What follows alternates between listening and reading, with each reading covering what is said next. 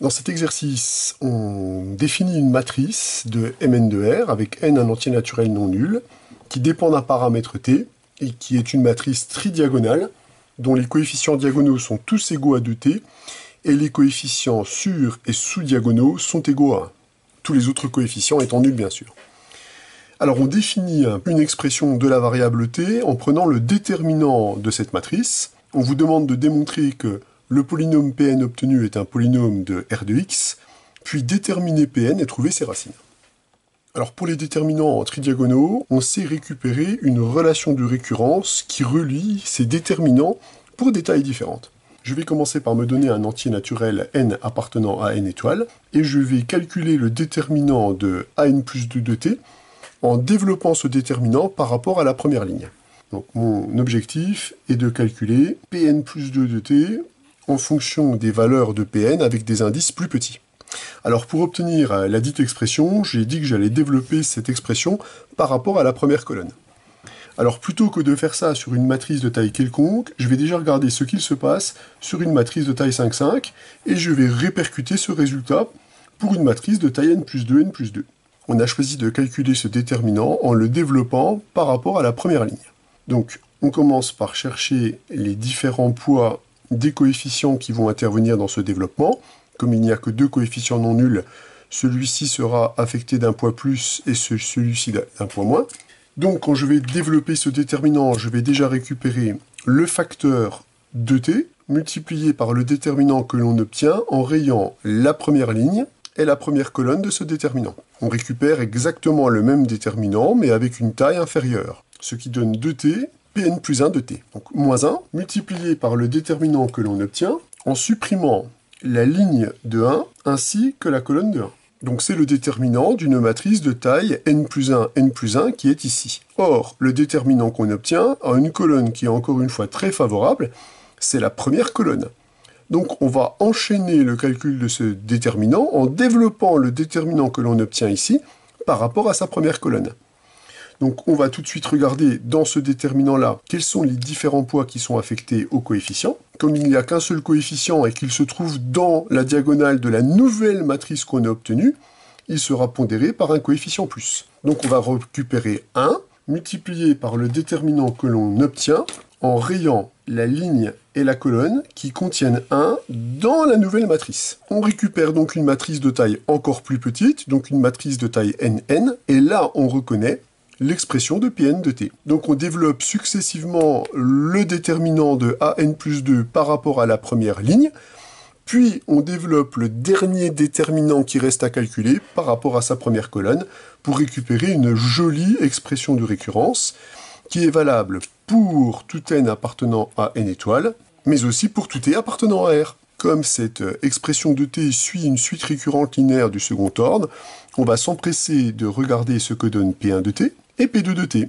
pour obtenir des conditions initiales. P1 de t, c'est la matrice que j'obtiens avec un seul coefficient.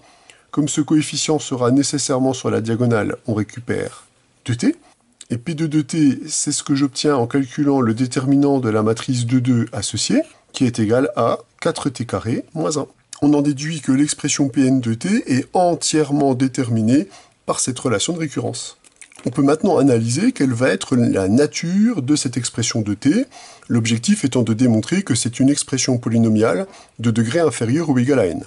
Bien, on constate que P1 de t est bien une expression polynomiale de degré 1, avec un coefficient dominant égal à 2. L'expression P2 de t est une expression polynomiale de degré 2, avec un coefficient dominant qui est égal à 4, 2 au carré.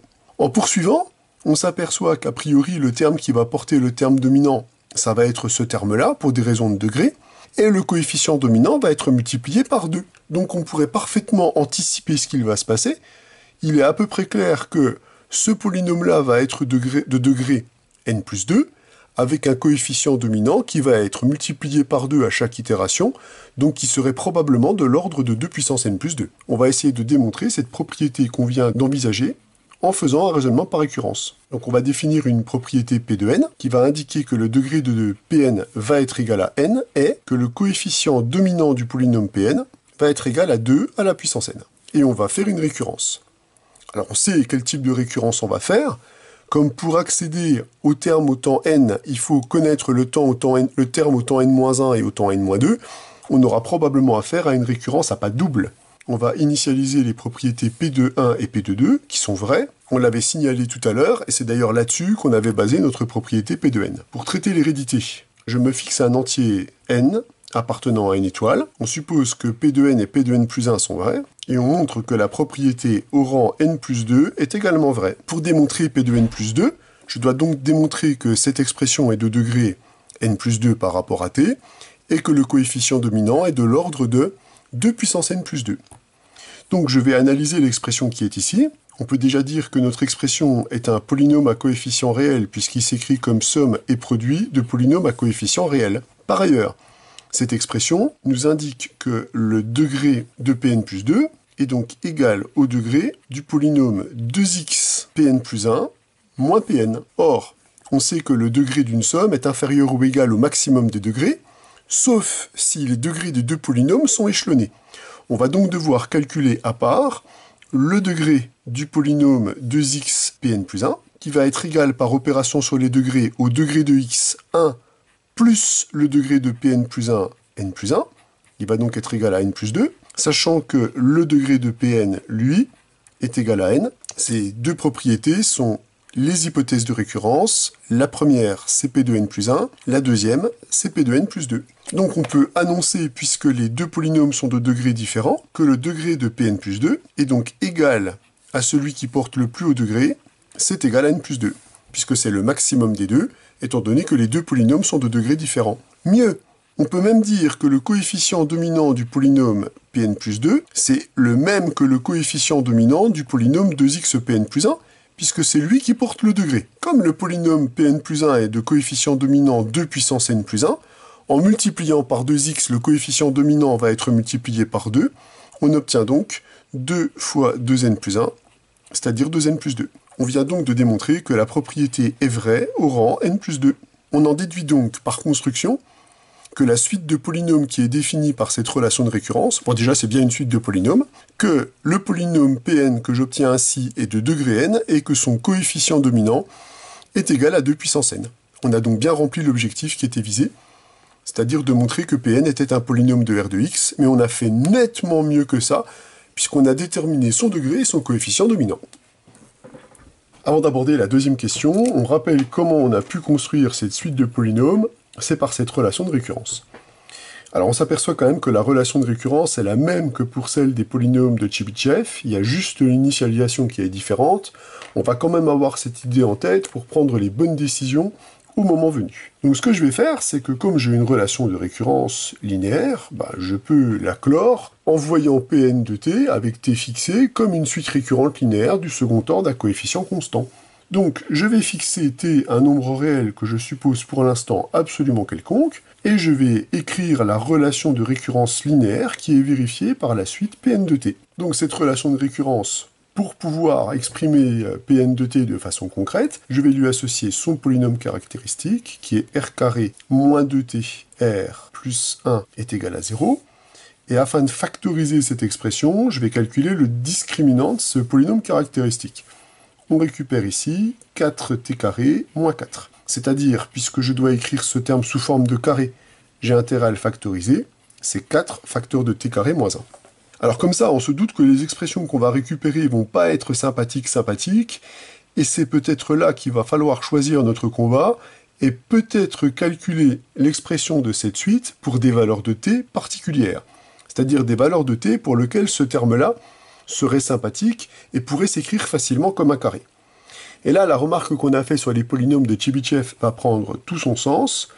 Je vais me fixer un nombre θ appartenant à R, et je vais poser t dans toute la suite comme étant le cosinus de θ. Dans ce cas-là, le discriminant qu'on obtient va s'écrire de façon beaucoup plus sympathique, en raison de la formule de Pythagore sur le cosinus, puisque cosinus carré moins 1, c'est moins sinus carré θ, et donc ce terme-là, je vais pouvoir l'écrire comme un carré assez simplement, c'est le carré de 2i sinus θ. Dès lors, les racines de l'expression caractéristique ici sont faciles à déterminer.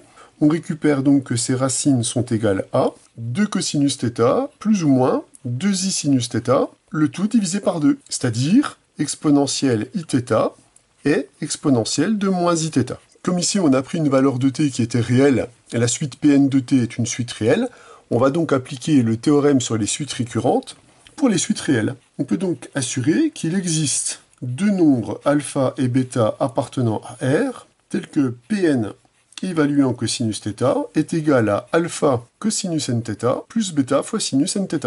Il nous reste à déterminer les valeurs de alpha et de bêta en fonction des conditions initiales qu'on a données ici. Alors quand on regarde la première condition initiale, c'est-à-dire celle pour n est égal à 1, on obtient ici alpha cosinus θ plus bêta sinus θ est égal à 2 cosinus θ.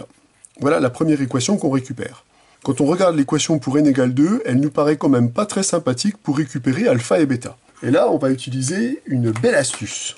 Effectivement, la suite récurrente que je suis en train de définir ici est une suite. Elle n'a plus rien à voir avec les déterminants de départ. Donc, je me pose la question suivante, une question intéressante, c'est cette suite est définie à partir de n égale 1. La question que je pose, c'est quelle valeur de P0 il faudrait poser pour que cette relation de récurrence ne soit pas simplement vraie pour n appartient à une étoile, mais pour n est égal à 0. Pour le savoir, c'est pas très compliqué. Je vais remplacer cette expression par n égale 0, et je vais regarder la valeur de P0 qu'il faudrait ajuster. Dans ce cas-là, qu'est-ce que j'obtiens en remplaçant ici dans cette expression n par 0? J'obtiens que pour ajuster P0 de manière à ce que cette expression soit réalisée, il faudrait que P2 soit égal à 4x multiplié par P1 moins P0. C'est-à-dire, il faudrait que 4x carré moins 1 soit égal à 4x carré moins P0. On voit tout de suite qu'il y a une valeur qui va faire l'affaire, c'est la valeur que je prends en prenant P0 est égal à 1. Je constate alors qu'en prenant P0 est égal à 1, en remplaçant dans cette expression-là P0 ici et P1 ici, j'obtiens exactement P2 qui va être égal à 4x carré moins 1. C'est-à-dire qu'en prenant cette condition initiale pour n est égal à 0, je définis exactement la même suite à partir du rang 1. Moralité, avec cette petite astuce, je vais pouvoir récupérer un système beaucoup plus simple en considérant cette expression lorsque n est égal à 0. Et là, effectivement, c'est beaucoup plus simple, puisque P0, si vous l'évaluez en cosinus θ, c'est la fonction constante égale à 1 qu'on évalue en cosinus θ, on va récupérer 1, on obtient un second membre très très simple. Ainsi, en prenant n est égal à 0 dans cette expression, je récupère bêta sinus de 0 qui vaut 0, et alpha cosinus de 0 qui vaut 1. On obtient donc tout simplement que alpha est égal à 1. Donc le système qu'on a à résoudre, il est quand même beaucoup plus simple, puisqu'on obtient que alpha est égal à 1 et bêta sinus θ est égal à cosinus θ.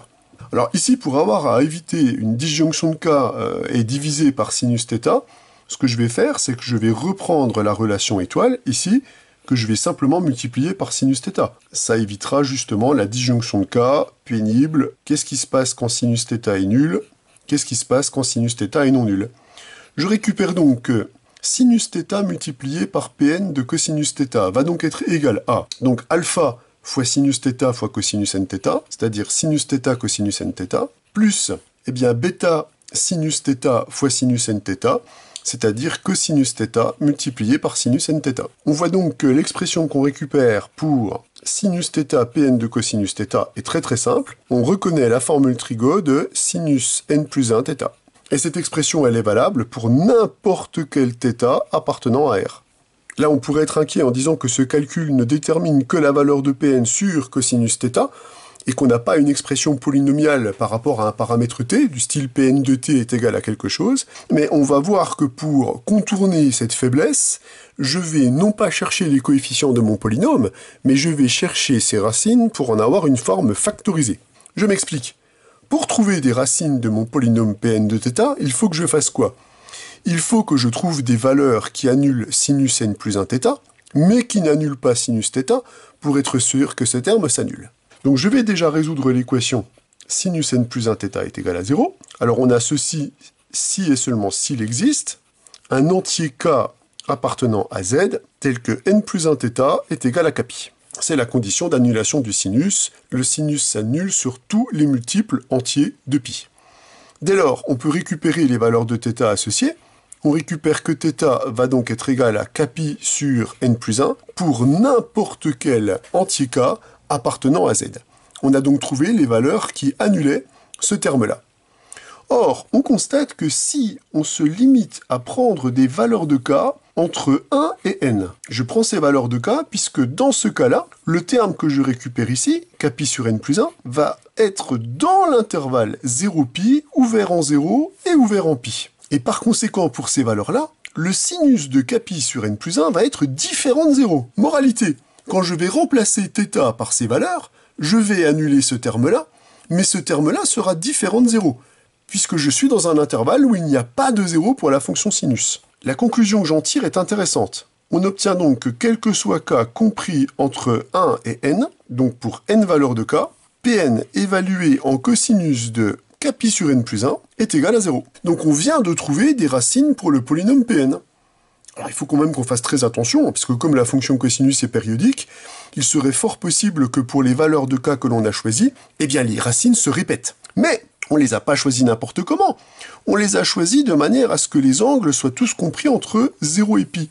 Et la fonction cosinus, si vous la restreignez à l'intervalle 0pi, cette fonction est strictement décroissante. Par conséquent, les n racines trouvées sont 2 à 2 distinctes. Comme le degré du polynôme Pn est égal à n, et qu'on a trouvé n racines 2 à 2 distinctes, ce sont donc les racines du polynôme Pn. On peut donc maintenant conclure sur la valeur de Pn. On obtient donc que le polynôme Pn, étant donné qu'on a ses racines et ses coefficients dominants, bien on peut le factoriser en produit de facteurs irréductibles.